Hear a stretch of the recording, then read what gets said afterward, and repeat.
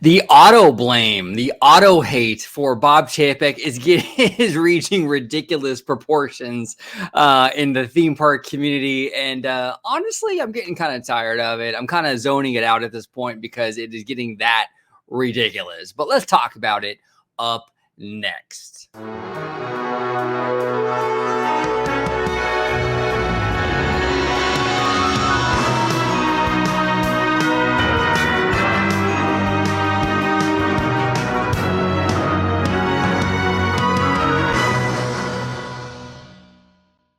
Hey everybody, welcome aboard to another episode of OG55.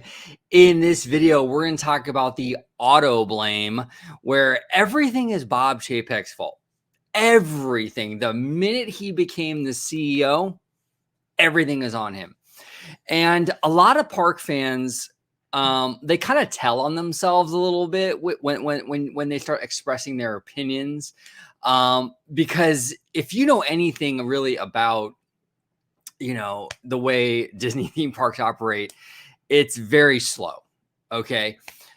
So the stuff you're seeing today, okay, was stuff that was greenlit and moving through the system, so to speak, for months, maybe even years. So you're talking about stuff that was greenlit while Bob Iger was the CEO, and it's just now coming to fruition. Okay, now look, you can make the argument, and this is a fair argument to make, that Bob Chapek was the parks chief a few years ago. He ran the parks. That was his division when Bob Iger was the CEO. That is a fair point to make.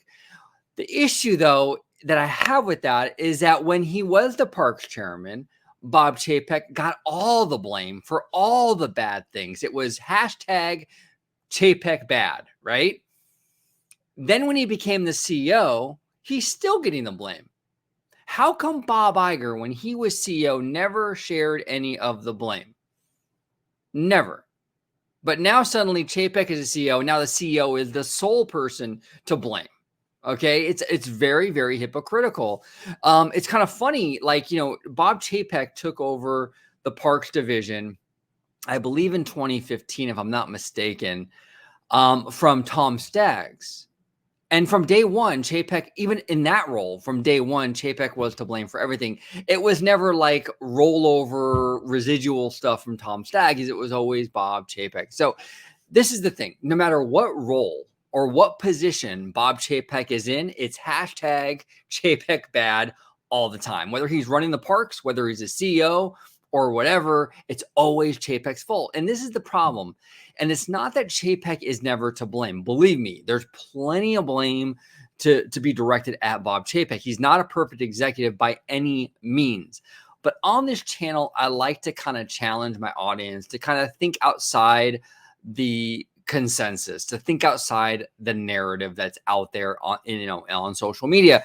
And this stuff is far more complicated than it being all Chapek. You have Josh D'Amaro, who's the parks chief. You have Bob Iger, who was CEO, while Bob Chapek, the parks head, was making a lot of these decisions that you are now seeing come to fruition. There's so many moving parts with this stuff. And when fans kind of go into this auto blame mode, where literally everything, no matter what position Bob Chapek holds, is his fault, it gets very, very tiresome and very, very old, in my opinion. Now, look, I've been very critical of Kathleen Kennedy. I used to actually really, really support her in her role as the head of Lucasfilm. But over the years, when a lot of the behind-the-scenes drama started taking place, I really kind of fell out of favor and I got tired of it. I'm not a fan. I really do believe that Favreau should take over her position.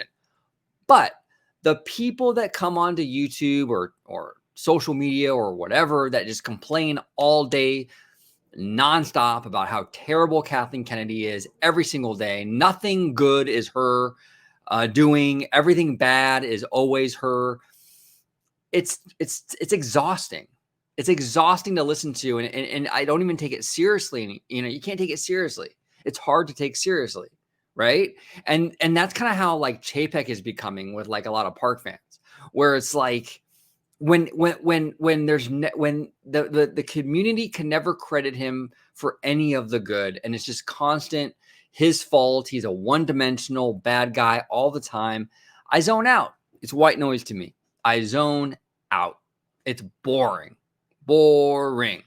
So that's how I feel about it. I really hope that eventually the park community can sort of just kind of take a deep breath and sort of look at the situations as they come, like with an honest sensibility, and give, put the blame where it falls, and give responsibility for the good things where it falls, and just be intellectually honest. That's all I want. I just want, as a fan community, to do better. And I hate this. I hate having to defend Bob Chapek because I really don't like him. Like, as a CEO, he's not my first choice. But as a fan, you have to have an open mind, and you have to also look at things intelligently and reasonable, and understand that everything that happens with the Walt Disney Company is not a direct directive from Bob Chapek. And some of the good stuff might actually be his doing too. You never know. So I don't know. That's where I stand. And I'm kind of ranting right now, but that's where I stand. I just think that fans need to be a little more fair, a little more intellectually honest, and point the blame where it is actually to be blamed, right? Josh D'Amaro is an excellent parks chief. I really like Josh D'Amaro. I love how personable he is. I like how he gets into the parks. He talks to fans. He talks to vloggers. He should be doing that, and that's fantastic. But that doesn't excuse his decision-making as an executive, though. And that's the problem.